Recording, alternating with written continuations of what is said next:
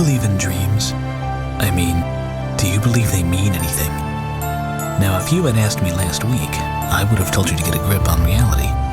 But last night I had a dream that just won't let go. Let me tell you about it.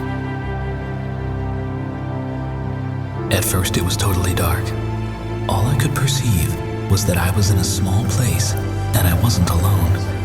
Then a door opened and I was being pushed out into a dry, dusty pen. Bright sunlight hurt my eyes. I tried to raise my hand to protect my eyes, but I found that I was shackled hand and foot. The other people from the dark place were shackled too, and we were all dressed in filthy rags. It was a slave auction.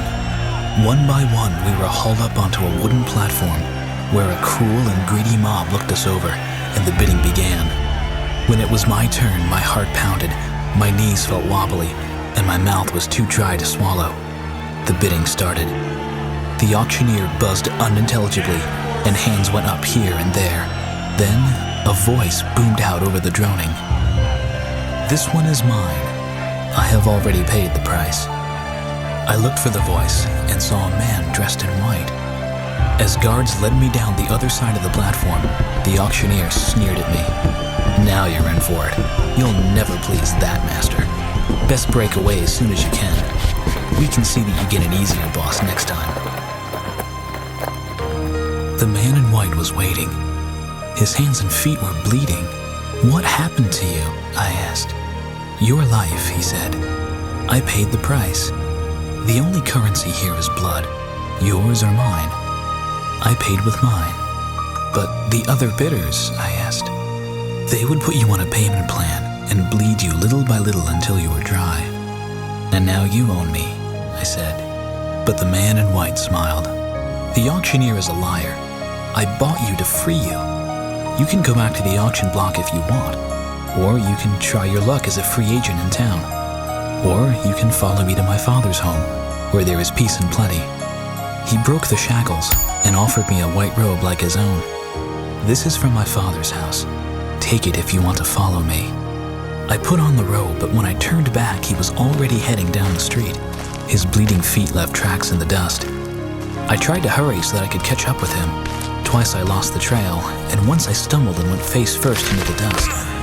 At each crisis, I looked up to find a person dressed in white who showed me the way to go.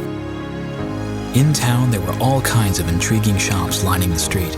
The smells from restaurants and bakeries wafted across my path, and I became ravenous. I headed for the nearest food stand. The vendor grinned and said, "Come, taste. There's plenty for you, all you can eat." But as I reached out my hand, a girl in a white robe touched me. "The food they offer isn't real. It can't satisfy. Besides, the only currency here is blood. Are you willing to pay life for food?" she asked. "But I am so hungry," I said. "The master sends you bread. It's plain, but it's real, and he charges you nothing." The shops along the way offered goods and diversions of every kind. At several intersections, the road signs were missing altogether. I lost track of how many times I needed the help of the white-robed guides along the way.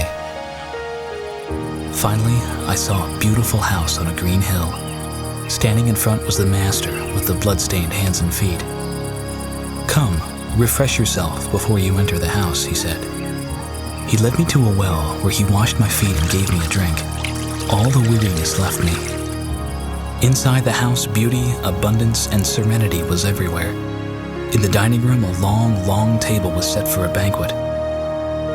I asked for whom the feast was being prepared. The master told me that the banquet was for the children of the family. I asked where the children were. "Don't you know that you were purchased and freed so that you could be adopted into the family?" he asked.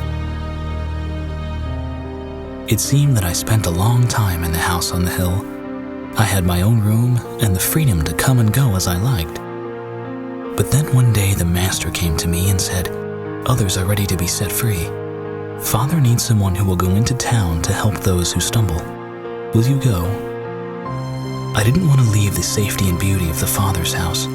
I was afraid to face the slave traders and the vendors of lies. "Don't send me," I said. "I am afraid." "If not you, then who?" he asked. "What if I get caught by the slave traders? What if I lose my way home?" He took me by the hand and led me to a mirror. I saw how strong I'd grown in the Father's house. Then he took me to a window that overlooked the slave market and the whole town below. "Look carefully," he said. "If you still don't want to go, I'll find someone else." I looked down at the market of slaves in the town. I saw you there, and I knew I had to return.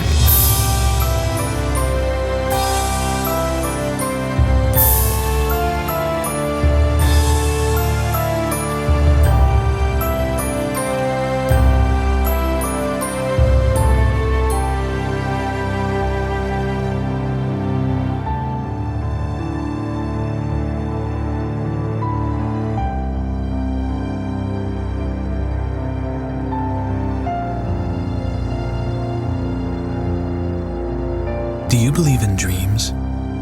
I mean, do you believe they mean anything?